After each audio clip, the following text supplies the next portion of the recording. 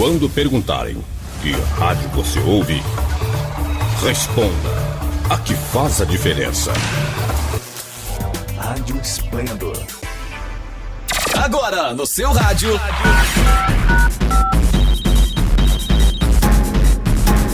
Esplendor Entrevista, um bate-papo animado e descontraído que você ouve aqui na sua rádio web Esplendor.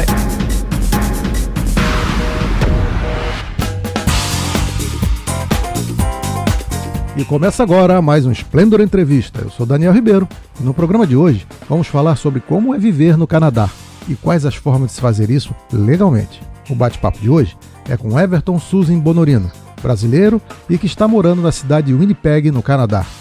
Nosso entrevistado vai passar dicas valiosas e todas as informações necessárias para você que quer viver no Canadá. Seja bem-vindo a este nosso bate-papo, Everton Bonorino.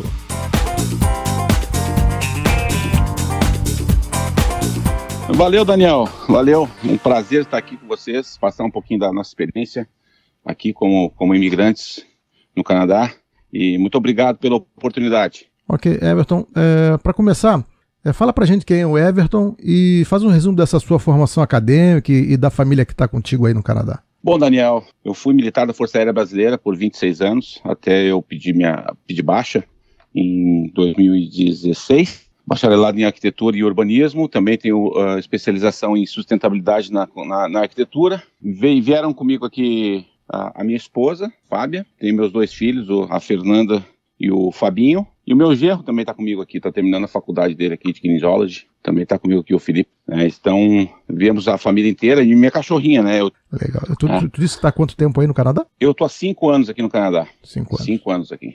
E o que você fazia antes de morar no Canadá? Aqui, você pediu baixo, foi direto para aí ou fazia outra coisa? Estava trabalhando com arquitetura? Eu servi a Força Aérea Brasileira, passei por todas as graduações dos graduados, né, da Força Aérea. Eu entrei como soldado e saí como primeiro sargento. Paralelo a isso, eu tinha meu escritório de arquitetura, né, no Rio de Janeiro, onde eu servi meus últimos 5 anos da minha carreira. Eu tinha uma vida bastante estável, minha esposa, nós tínhamos uma vida bastante estável no Brasil, né, empregos ótimos. O meu escritório de arquitetura funcionava muito bem, né, antes da gente tomar a decisão de vir para o Canadá. Por que veio essa decisão de morar no Canadá e por que motivo vocês escolheram o Winnipeg?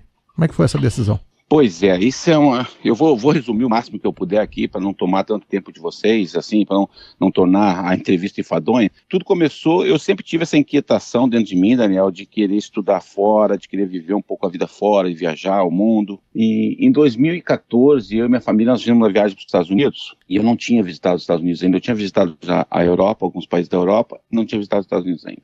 E aí eu cheguei à conclusão nos primeiros 2 dias nos Estados Unidos que eu digo, esses caras aqui vivem, porque tudo lá tinha uma simplicidade de ser, uma simplicidade de acontecer, e eu não via essa simplicidade onde eu morava, né? Eu disse, eu acho que aqui é um lugar interessante para se pensar no futuro, e aquilo cresceu de uma forma muito grande em mim, a vontade de realmente, de morar fora, de sair do Brasil. Foi uma coisa assim, aí eu voltei para o Brasil. Depois da viagem, começamos a procurar maneiras de imigrar para os Estados Unidos e é muito difícil, é muito complicado. Numa conversa com o meu sogro, o seu Justino, uma das pessoas mais sábias que eu conheço, ele disse, tudo bem, mas tu já ouviu falar no Canadá, já tentou no Canadá, já pensou no Canadá em algum momento? Eu não tinha nunca pensado em morar no Canadá. A partir daquele momento eu comecei a me interessar e comecei a pesquisar o Canadá. E aí me apaixonei pela história do Canadá, me apaixonei pelo modo de vida deles aqui no Canadá. Escolhemos Winnipeg Winnipeg fica no centro do Canadá, no centro que eu digo assim, no centro de uma forma vertical, assim, né? Porque o Canadá se envolve muito na borda com os Estados Unidos. E para cima disso ali é muito frio, é muito mais frio do que já é aqui, né? E essa província é conhecida pelo seu acolhimento aos imigrantes, né? Pelo seu excelente acolhimento aos imigrantes. E realmente é uma acolhida aqui nessa cidade e nessa província é fenomenal. Fenomenal o acolhimento, os programas de recebimento de imigrantes aqui, de apoio ao imigrante, de capacitação de imigrante, é algo inacreditável. Inclusive cursos de inglês para que as pessoas consigam se adaptar o mais rápido possível à língua, né? Assim, então esses foram os pilares, assim, para a gente escolher o Winnipeg, né? O Winnipeg, eu nunca tinha vindo para o Canadá, nunca tinha vindo para o Winnipeg. O dia que eu cheguei, desembarquei aqui, foi o dia que eu conheci o Winnipeg, né? E o Canadá também? Você chegou, você nunca tinha ido Nunca tinha vindo ao Canadá. Fez os trâmites só por Google? Tudo, assim, eu me preparei psicologicamente porque eu assisti 1 milhão de vídeos sobre a vida no Canadá e a vida em Winnipeg. Né? Então, quando eu cheguei aqui, eu conheci a cidade, não pelo ter vindo aqui, mas pelos vídeos que eu assisti, né? Pela quantidade de vídeos que eu assisti. Foi uma loucura, né? Assim, então, eu já sabia onde é que a maioria dos brasileiros vão muito para Toronto e Montreal, né? E aí você escolheu o Winnipeg sem nunca ter ido. Legal isso, assim, interessante. Sem nem saber, só pelo que te falaram e pelo que você ouviu e viu. Exatamente, e por conta da fama de receber bem o imigrante e do processo ser um processo mais amigável para transformar o imigrante em residente permanente e o residente permanente num cidadão. E aí, como é que foi esse processo com você aqui, ainda no Brasil, antes da ida para o Canadá, assim, esse planejamento? Como é que você conseguiu concluir a sua chegada aí? O que você precisou fazer aqui? Depois da decisão da gente queremos imigrar, como eu te falei, eu tinha um emprego público estável, minha esposa tinha um emprego público estável, meus filhos estavam na escola, estava tudo indo muito bem, mas nós tínhamos essa inquietação, eu e minha esposa, nós tínhamos essa inquietação de querer trazer os nossos filhos para um mundo onde tivesse mais oportunidades, onde eles pudessem explorar mais as oportunidades, né? Onde o que eles quisessem fazer fosse bem reconhecido. Depois que a gente decidiu isso, Daniel, foi uma coisa bastante assim, de pesquisa mesmo. Nós descobrimos que o melhor jeito para que nós conseguíssemos imigrar para o Canadá fosse através do estudo. Então, um de nós teria que vir estudando para que naquela época o outro recebesse o visto de trabalho. E foi assim que aconteceu, né? Então eu comecei de lá mesmo, do Brasil. Eu fiz uma aplicação para o college aqui em Winnipeg. College, para quem vocês não sabem, é um curso superior, é como se fosse uma faculdade. Né? Aqui é com a diferença da faculdade para a universidade.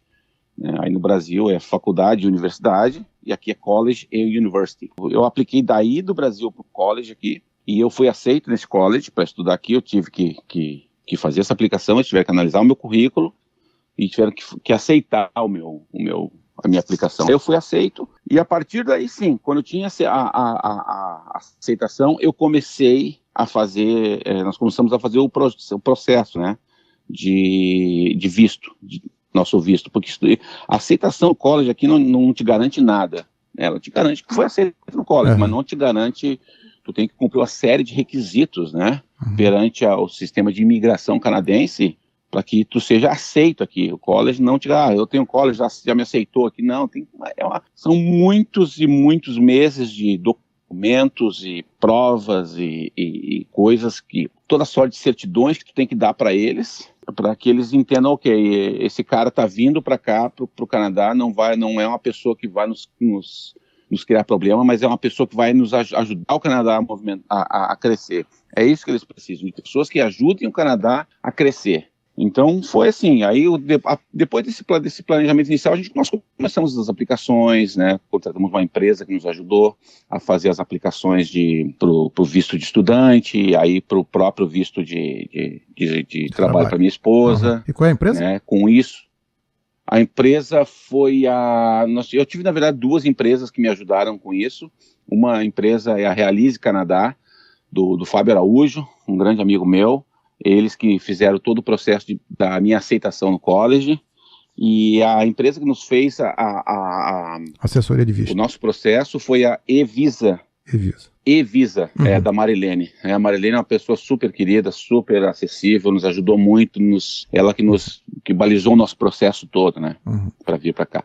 Aí tu foi com visto de estudante e ela com de trabalho. Esse visto de estudante, Daniel, é o seguinte, ó. O visto de estudante, ele dura o período do teu curso. Né? O meu curso aqui era um curso de engenharia civil, um major em arquitetura, e ele durava 3 anos o meu curso. Né? Eu acabei esse curso há quase 1 ano atrás. Depois disso, e a minha esposa ganhou o visto de trabalho, e logo que ela chegou aqui, ela já começou a trabalhar. E ela, a profissão dele era o quê? Era engenharia também, arquitetura? A minha esposa, ela é educadora. Ah, tá. Ela tem bacharelado em pedagogia e mestrado em pedagogia. Ok. Né? Então ela já começou aqui trabalhando numa escola, e isso foi muito interessante, Daniel, porque isso nos ajudou muito a nós conseguirmos a nossa residência permanente aqui antes de acabar o meu curso. Porque o que acontece? Quando eu estou estudando, eu me formo, eu tenho ali 3 anos, na verdade 3 anos, que nesse caso específico eles chamam de PGWP, é uma permissão de trabalho depois que tu termina o college, que é uma permissão de trabalho que tu recebe para conseguir um trabalho e trabalhar por no mínimo 6 meses, e isso te habilita a fazer as aplicações para se tornar residente permanente. Entendi. Né? O que aconteceu é que minha esposa, como ela já começou a trabalhar logo que ela chegou, 6 meses depois nós já conseguimos fazer essa aplicação. Nós não precisamos esperar eu me formar. Né? A minha esposa já tinha inglês suficiente para passar nas provas, ela cumpriu todos os requisitos, e acabamos que ela, por conta desse trabalho dela e das qualificações dela, nós acabamos recebendo nosso residente permanente há quase 2 anos atrás. Perfeito. 1 ano antes de eu me formar. Então, assim, não houve necessidade de eu pedir a extensão do meu visto ou pedir o meu PGWP, não precisei nada disso. Né? Quando eu me formei, eu já era residente permanente aqui no Canadá. Os diplomas dela aqui, validou lá ou tu validaram aqui antes de ir para lá? Essa é uma outra questão que varia muito de disciplina para disciplina. O que eu digo disciplina? Varia do sistema de engenharia para o sistema de arquitetura, para o sistema de pedagogia. Cada board, cada conselho, vamos chamar de conselho para as pessoas entenderem bem, cada conselho aqui tem a sua metodologia totalmente diferente, né? No conselho de arquitetura eu tenho que aplicar tenho que traduzir todos os outlines de cada matéria que eu fiz no Brasil. São traduções geramentadas de cada matéria, de cada diploma. Eu tenho que submeter a eles. Aí eu vou ter que fazer uma prova depois disso, de 2 ou 3 disciplinas, 2 ou 3 provas. Passar essas provas, aí eu recebo o grau de arquiteto aqui no Canadá. No caso de engenharia já é uma coisa diferente. Tu vai lá, apresenta, eles te dão as provas logo em seguida para fazer, tu já faz, já passa e já vira engenheiro. É muito mais simples, muito mais simples. Né? E no caso de pedagogia, minha esposa já fez uma pré-validação aqui desses diplomas, né? Mas no meio do caminho nós decidimos abrir nossa própria empresa. Então eu passei depois de uma longa jornada, eu consegui um emprego muito bom agora, há 3, 4 meses atrás, e nós abrimos a nossa própria empresa de design aqui, decoração aqui no Canadá, né? Então, assim, nós até botamos isso um pouco em banho-maria para a gente poder se dedicar à nossa empresa aqui, né? E como é que é o sistema de saúde aí do Canadá? Como é que ele funciona para vocês que são imigrantes e tudo mais? Trazendo uma linha geral, tu começa com o médico de família, o médico de família vai te tratar até onde é possível, né? E a nossa médica de família é uma queridona, nós amamos a doutora Chade, e depois disso, se tiver uma coisa muito específica, vai te caminhar para o especialista, e aí no especialista tu vai ter toda sorte de exames. É muito interessante, Daniel, porque aqui tudo funciona, cara, é uma coisa assim, funciona tudo muito bem. Primeiro que assim, no médico de família eles não vão te dar remédio, né? Eles vão te receitar muitas coisas assim, descanso, água, eles vão tentar poluir o teu corpo o menos possível. O máximo que vão te dar é um remedinho para dor e deixar o teu corpo se curar, né? Isso é uma coisa muito legal. Outra coisa, não é aquela coisa assim, de sair prescrevendo um montão de antibiótico, um montão de inflamatório, não, eles vão deixar o corpo dar aquela curada, um analgésico ali, alguma coisa assim, mas o corpo para curar. Depois que tu cai na mão do especialista, eles te viram do avesso. E aqui todos os hospitais, aqui em Winnipeg principalmente, todos os hospitais são hospitais de primeiro mundo. Né? São todos hospitais assim eu não sei, tu pegar um hospital referência aí no Rio de Janeiro, todos os hospitais são públicos, a saúde é toda gratuita e todos os hospitais são desse jeito, né? Todos os hospitais são desse jeito.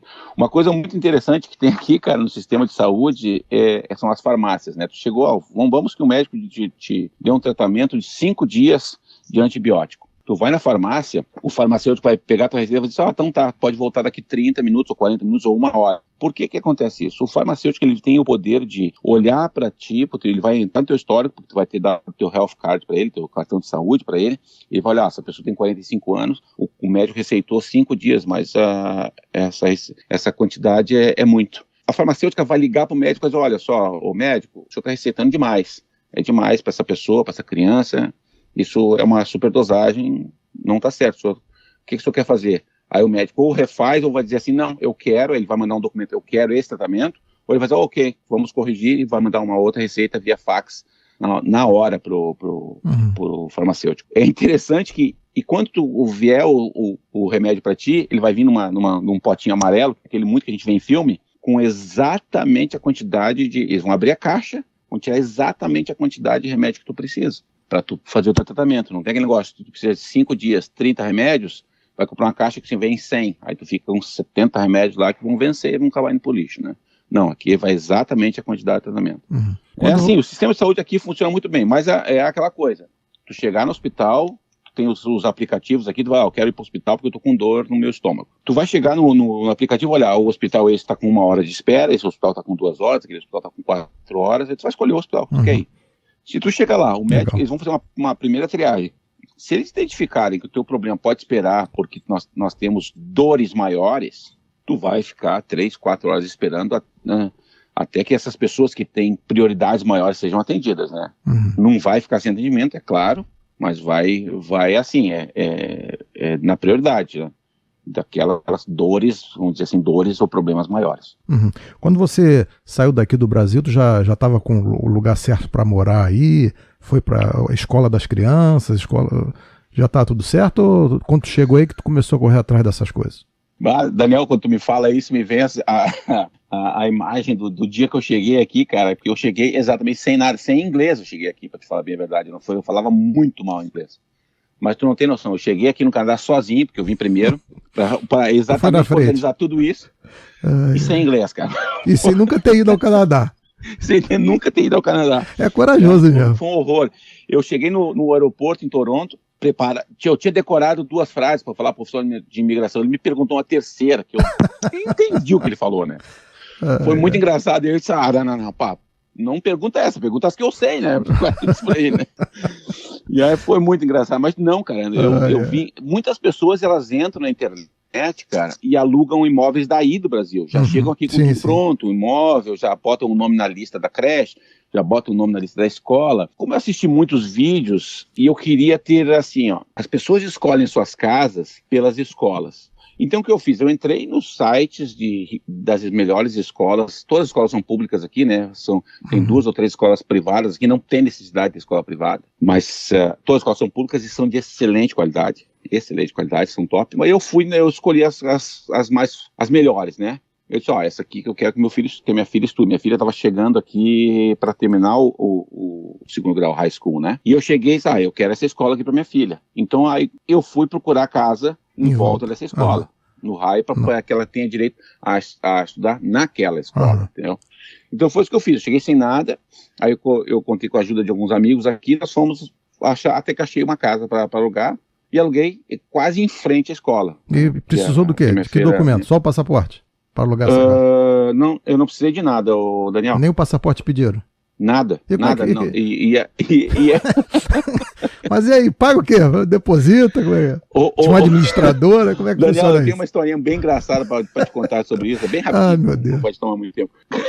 Eu cheguei assim, o landlord, que é o dono da casa, né, me levou lá para casa da irmã dele, lá não sei aonde, muito longe. Era assim, fora dos limites da cidade, assim, tipo uma fazendinha, assim, onde a família dele, que é a dona daquela casa, onde eu fui lá para assinar o contrato e tudo, né? E o contrato foi feito assim, cara, num papel meio de pão, assim, né?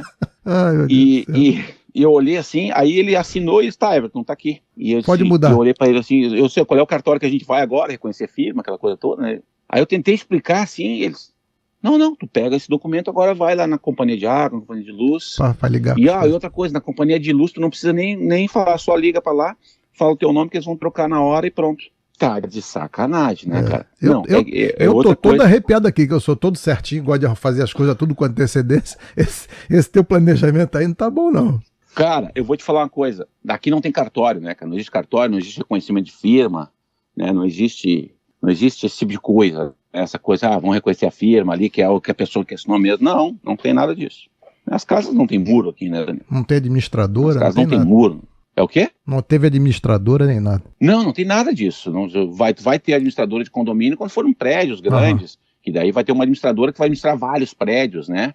Mas também não é grande, não é um big deal, não é uma grande coisa, né? Não é assim, agora essa administradora vai enfiar a faca. Não, eles não é para ninguém ficar rico, não. É para administrar, para pagar as contas daquela empresa e acabou o assunto. Não tem, essa tua casa é o quê? 2, 3 quartos? Como é que é? A casa que eu morei na época eram 3 quartos, 2 andares, né? Tinha garagem coberta ou não? Ou o carro ficava na neve? Não.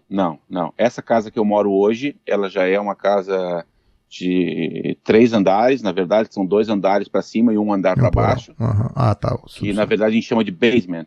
Né? Porão. Todas as casas aqui têm basement, todas as casas têm basement. Né?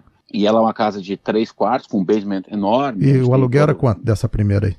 Da primeira? Dessa primeira é $1.500 por mês. $1.500 canadenses, e essa aqui que eu moro hoje é $1.800 canadenses. Mas é uma casa grande que você mora, né? E bem localizada também. Ou não? É uma casa grande, um bairro bom, mas não é assim. Ela é uma casa grande, mas é assim, normal. O normal das casas aqui é ser grande, entendeu? As casas aqui são grandes. Normalmente, assim, não tem casa pequena aqui, né? Casas pequenas, apartamentos pequenos, assim... É muito raro encontrar, muito raro, né? Que não existe muito essa coisa de imóveis pequenos, né? As casas são grandes, né? Eu só vou voltar. Esse bairro é um bairro bom que eu moro, um bairro bom, mas as casas são muito antigas, né? Tem metrô aí perto? Bem antigo. Tem metrô? Não, aqui não temos metrô. Nós temos um sistema de ônibus, só ônibus. Daniel, para a gente colocar os nossos ouvintes, assim, só para que, às vezes, não sabem desse contexto, o Canadá tem 153 anos de idade. 153. O Brasil tem mais de 500. Só para ter uma ideia. E não melhorou. E o Canadá, Winnipeg tem 850 mil habitantes. Né? É a maior cidade daqui das padarias canadenses que nós temos. É Winnipeg, né? As pessoas aqui ainda têm um costume muito do carro, né? Porque, de novo, as coisas aqui são muito baratas, né, Daniel? Eu não sei nem se está na hora de a gente entrar nessa pergunta, nessa questão. Mas coisas que são muito baratas. Então, gasolina aqui é muito barato, o carro é muito barato, né? Aqui um pedreiro pode ter um Mustang, um Camaro, um carro desse nível assim, novo, né? Um cara que trabalha na construção, 20 anos de idade, ganha ali um salário bom. Bom que eu digo para aquela função ali de cortador de madeira, de pregador de madeira, carpinteiro. Eu tô vendo assim, vamos supor, você pagava $1.500 de aluguel, no mínimo a renda devia ser o dobro, né? Por exemplo, para poder viver, aqui ainda tem transporte, até as coisas. Não vamos falar mais para frente, mas o salário mínimo deve ser que $1.000 canadenses também? Quanto é o salário?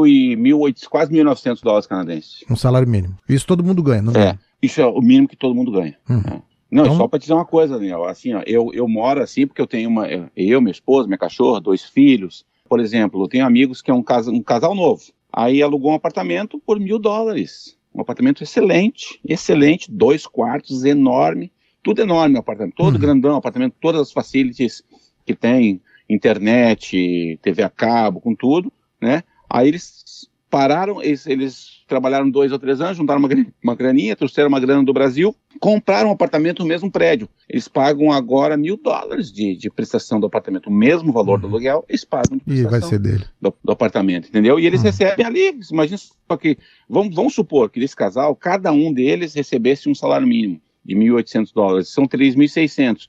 Eles pagam $1.000 de mortgage, que a gente chama de prestação do condomínio, não, prestação da casa, e sobra $2.600 para viver. E com $2.600 um casal vive, com $3.600 aqui, que eu vou dizer, onde que é 2 salários mínimos, vive muito bem. Né? Eles têm uma SUV nova, 0 km, né? Viajam frequentemente, né? Você está ouvindo Splendor Entrevista. E no programa de hoje estamos conversando sobre viver no Canadá, com orientações valiosas contadas por nosso convidado, Everton Bonoriano. Bom, aí tu chegou no Canadá, sem conhecer, sem nada, sem casa, foi na frente, discutiu com o cara da imigração, passou. E quais foram as outras maiores dificuldades encontradas quando você saiu do aeroporto e falou, o que eu vou fazer agora? Para onde eu vou? Eu tive o apoio, logo que eu cheguei aqui, eu tive o apoio do Eduardo, um grande amigo meu do Brasil, que veio uma semana antes aqui. Eu fiquei na casa dele por uma semana, que foi a base de apoio para eu poder correr, né, atrás das coisas todas, né. Mas assim, a língua é algo que se eu pudesse dar o conselho para as pessoas, assim, estudem a língua. e cheguem aqui falando o necessário para vocês comunicarem, né? Uhum. A língua vai ajudar vocês a conseguir empregos melhores mais rápido, né? E vai conseguir fazer vocês comunicarem melhor. Não que aqui vai ter algum tipo de pegadinha que vocês vão ser enrolados, não vai ter. Uhum. Mas, assim, isso facilita muito a vida de vocês, né? No dia a dia aqui, né? Para ir no mercado, tá tudo lá em inglês, né? E o interessante é que tu aprende inglês muito rápido, imerso, assim, totalmente, que não adianta, não existe, agora eu vou olhar para essa janela aqui, vai ter uma placa em português, não vai ter, vai ter tudo em inglês, né? Uhum. Então a língua realmente foi um choque. Uma outra coisa muito interessante, Daniel, para te falar, assim, que foi, assim, nesse primeiro momento foi um baque bastante grande. O Brasil, ele é um país miscigenado, ele é um país que foi colonizado e ele é feito hoje de pessoas que que vieram dos movimentos migratórios, né? De migração lá, com o pessoal da Itália, da Alemanha, da Holanda, do Japão, enfim, essas pessoas foram para o Brasil há um tempo atrás e migraram no Brasil. Esse movimento é muito pequeno hoje ainda no Brasil, né? Uhum. Porque já houve isso. E isso aconteceu que o Brasil hoje é um país miscigenado. Ele já é um país assim, né?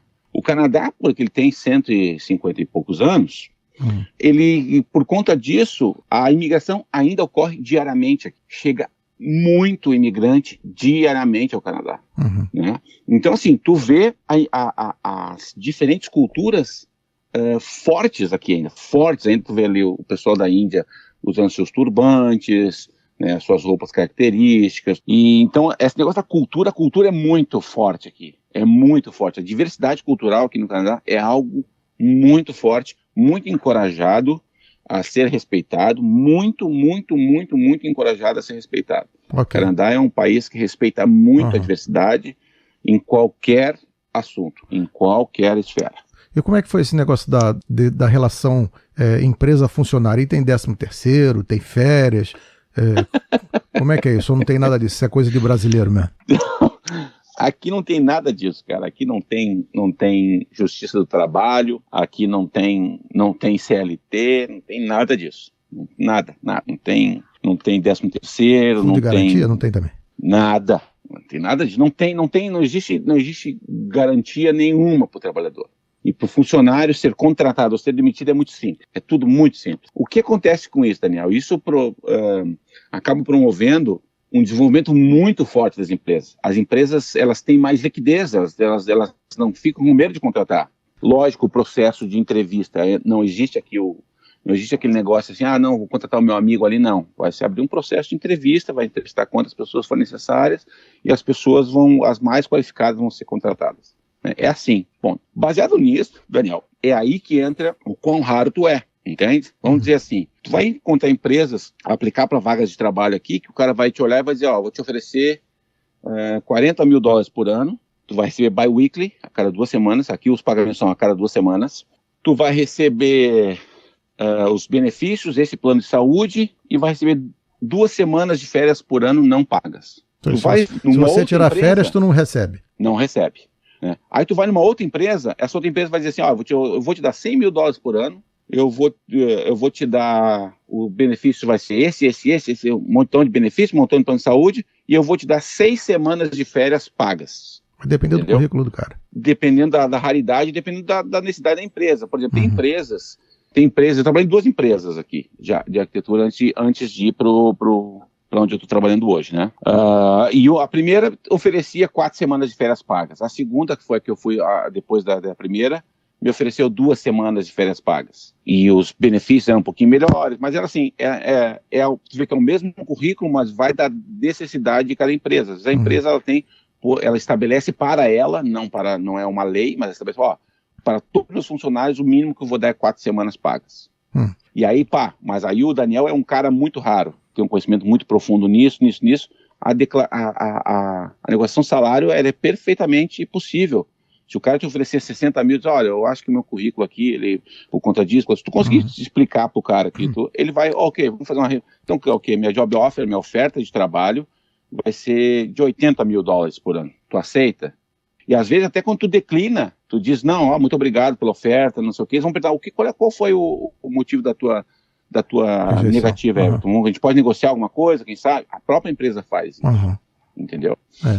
Mas aí você, quando chegou e tal, ficou aí na casa do Eduardo, né? Que você falou, e aí você foi correr atrás de casa, também da escola das crianças, né? Fez tudo isso, né? Isso levou quanto tempo, correndo atrás disso aí? Quando é que você conseguiu se organizar? Em uma semana tu organizou casa, escola das crianças... Na verdade é o seguinte, ó, eu não precisei organizar a escola das crianças, que aqui não falta vaga de escola. Não existe a possibilidade de uma criança, um adolescente ficar sem escola. E você já saiu daqui sabendo qual era a escola, também te facilitou, né? Já saí daí sabendo, eu vou dar prioridade para Kelvin High School, que é onde eu queria que a minha filha estudasse e tudo. Uma coisa muito interessante, o meu filho, quando chegou aqui, ele estava ainda para o primeiro grau, estava terminando o primeiro grau, faltavam 2 anos para terminar o primeiro grau, ele está agora no segundo grau nessa escola, na Kelvin High School. Ele chegou e o meu filho era o pior inglês do mundo, ele conseguia ser pior que o meu inglês, né? Traduzindo pro português era uma coisa, nós vai, nós foi. Uma coisa assim, sabe? O inglês do meu filho era terrível. Hoje o inglês do meu filho é o melhor inglês aqui da nossa casa e ele passa tranquilamente por um nativo, por um canadense nativo. Ele fala inglês, meu filho é perfeito. Mas olha, uma coisa interessante que aconteceu, Daniel, logo que ele chegou aqui, eu, como te falei, não sabia falar nada inglês, era um zero à esquerda, né? Nós fomos lá conversar com a diretora, porque tem que conversar com a diretora. Aí ela perguntou, de onde é que vocês são? Nós somos do Brasil. Assim, então tá. Como é que é o inglês? O inglês dele é raso. Não tem problema.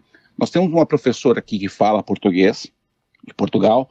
Então, nos primeiros meses, ela vai ficar com ele todos os dias, para que a gente tenha certeza que ele está entendendo a matéria. Sensacional. Então, foi assim, a escola deu um apoio, um suporte incrível, né? Tanto que ele, logo 2 ou 3 meses depois, ele já, mãe, eu não preciso mais da professora da tradutora, eu tô entendendo perfeitamente o que eles estão falando. E aí o guri deslanchou e aí não para mais, né? Ele é o... Aí tu conseguiu a casa e tal, nessa semana, resolveu o problema da luz e tal. Quanto é que, se você puder contar pra gente, quanto é que você gasta com esses serviços básicos assim, luz, água, TV a cabo, internet e transporte? Quanto é que você gasta por mês com isso aí? Como eu te falei, vamos começar pelo transporte. A gasolina aqui é muito barata, né? E a gasolina, interessante, ela muda o preço todos os dias, né? A gasolina muda o preço todos os dias.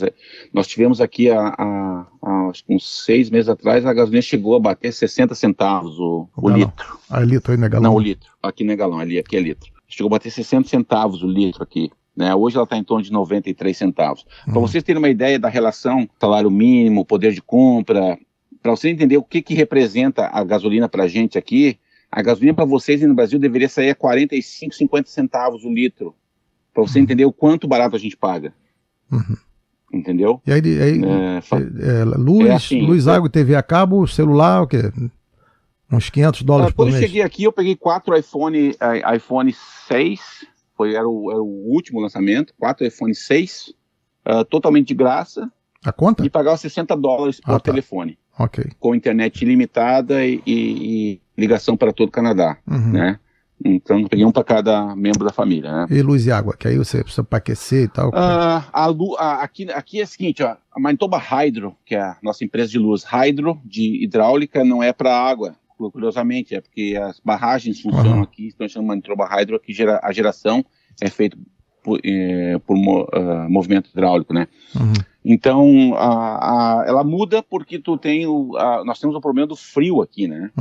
Então paga mais de luz. Então assim, no inverno tu gasta muito mais luz. Mas quanto? Né? Então eles têm uma 200? Coisa de fazer $200? Uma equalização para tu não gastar muito, para tu não pagar muito. Então as tarifas mudam, né? Mas tu gasta em torno de $150, dependendo da família. A família de 4 pessoas, nem a minha, vai gastar uns $200, entre 180 e $200 por mês de luz, uns $100 de água, mais ou menos, e mais ou menos uns $140 de internet, TV a cabo, né?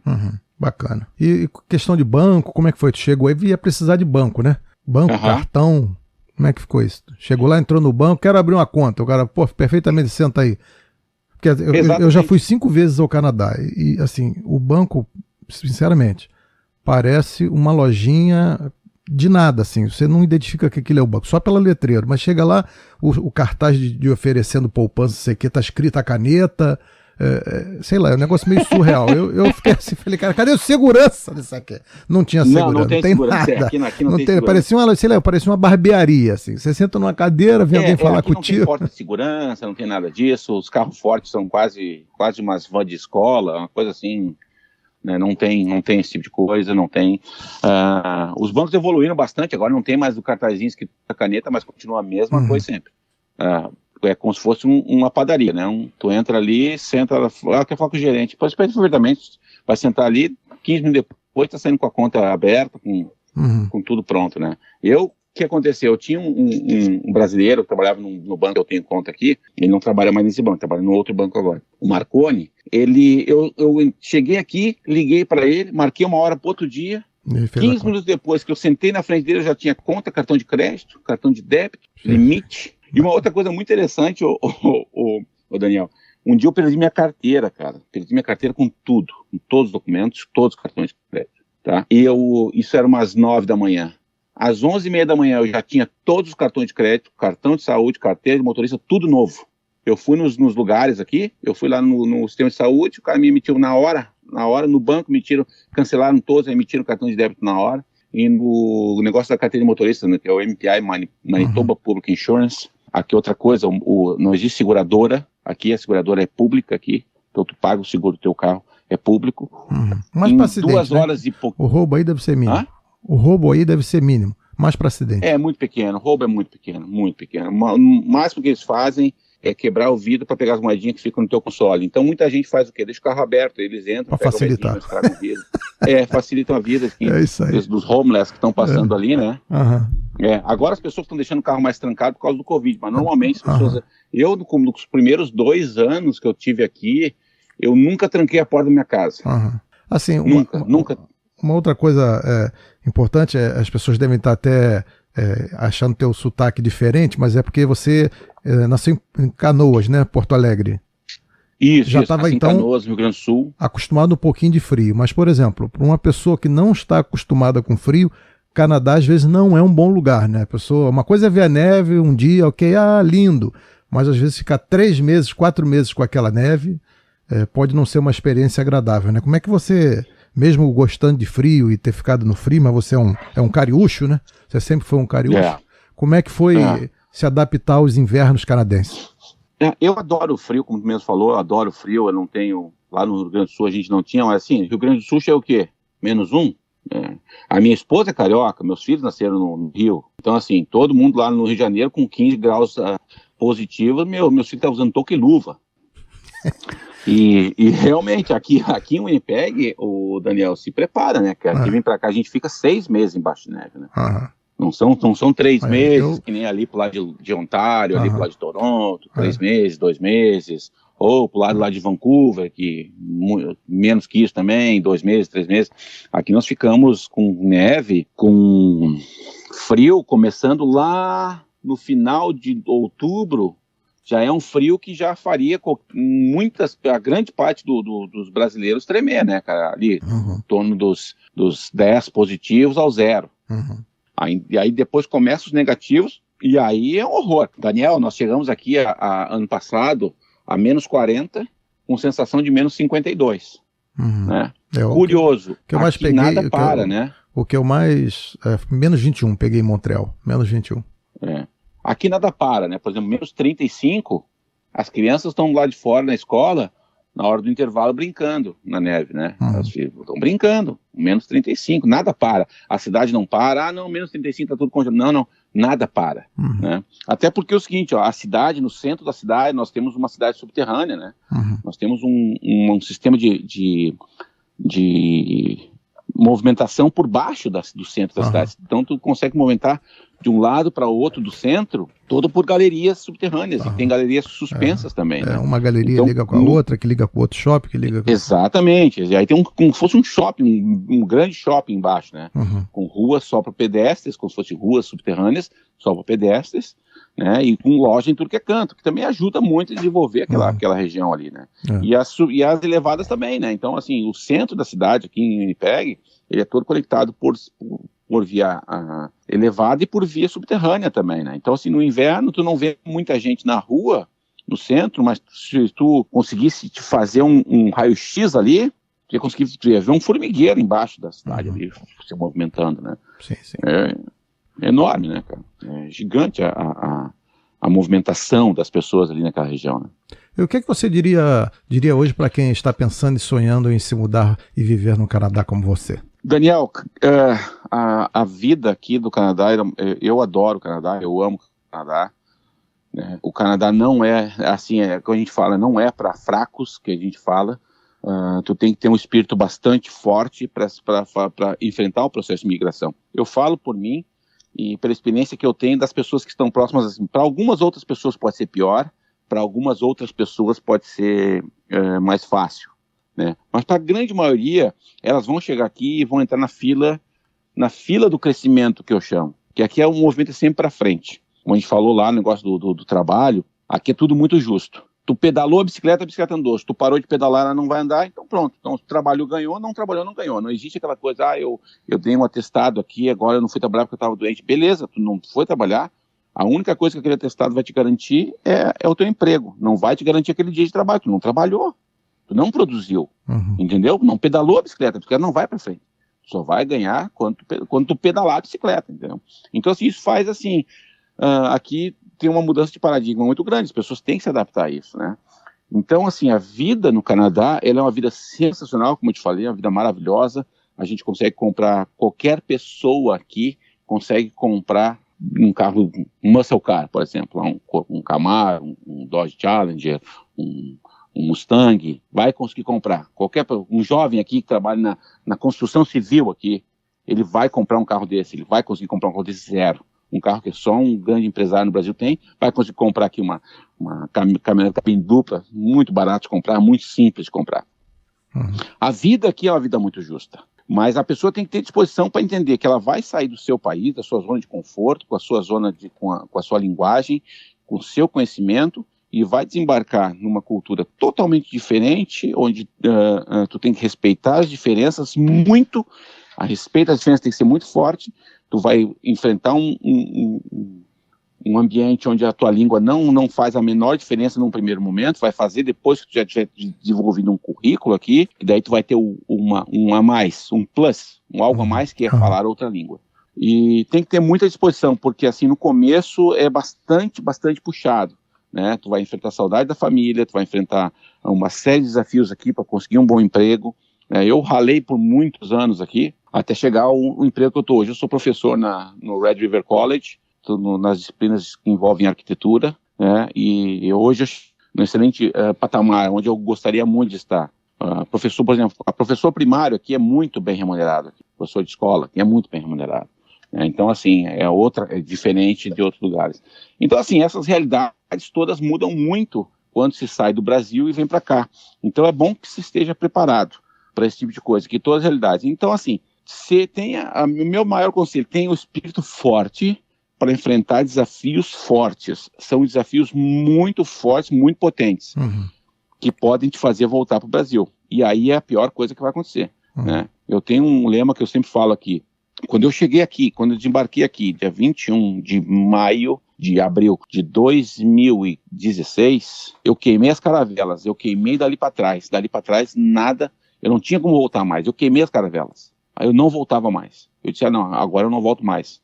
Então eu cortei qualquer laço que poderia me fazer voltar para o Brasil, psicológico ou material. Todos os desafios que vieram, para mim eu não tinha escolha. Ou fazia funcionar ou não fazia funcionar. Ou na verdade eu fazia funcionar ou fazia funcionar, não tem o que fazer. Então eu tive que enfrentar. Então esse é meu conselho para quem quiser vir para cá. Gente, é sensacional. Morar no primeiro mundo é uma experiência inacreditável, inenarrável. Morar num lugar onde as casas não têm muros, né, onde quem o próprio Daniel falou, os bancos parecem padarias, parecem lojinhas de 99, tu entra lá, não tem segurança, não tem nada disso, não tem preço esse tipo de coisa. Essa segurança, andar com o teu iPhone no bolso ou na mão, na rua, não tem preço, isso não tem preço mesmo, mas tem que ter o espírito forte, tem que estar disposto a enfrentar bastantes desafios. É bem puxado, a vida de imigrante, assim, não é uma vida glamurosa. Agora, se você quiser e desejar divulgar suas redes sociais, seus contatos, fique à vontade aí. Então, pessoal, para quem quiser tirar mais alguma dúvida, pode me procurar aí no Instagram ou no Facebook, Everton Bonorino. Pode me achar no Facebook, pode me mandar mensagem, eu vou ficar muito feliz de poder responder, de poder esclarecer qualquer dúvida, porventura venha, por dar o nome das pessoas que me ajudaram, ajudar de alguma forma, eu posso ajudar de alguma forma, sempre dando um apoio de como o melhor caminho para chegar até aqui. Isso para mim é condição pacífica, eu gosto muito de fazer isso. Então, meu nome é Everton Bonorino, pode me achar pelo Instagram ou pelo Facebook, vão me achar fácil. Ok. Tá bom?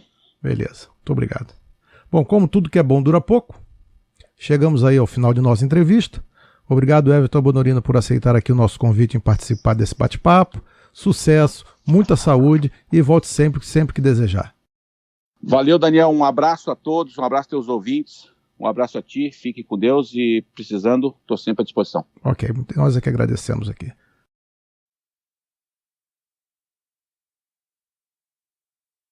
Gostou dessa entrevista e quer ouvir novamente? Ou você perdeu algum episódio do Splendor Entrevista ou mesmo quer compartilhar com seus amigos? Inscreva-se no canal da rádio no YouTube ou siga nossos programas no Spotify. A íntegra de nossos programas também está no formato de podcast e pode ser acessada no endereço www.splendorplay.com.br. Vai lá, faz uma visitinha, curta a rádio nas redes sociais e inscreva-se em nossos canais.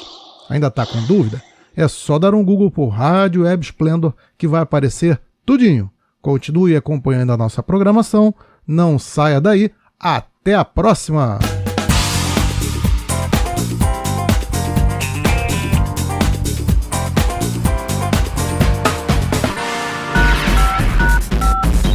Você acabou de ouvir Splendor Entrevista, um bate-papo animado e descontraído aqui na sua Rádio Web Splendor.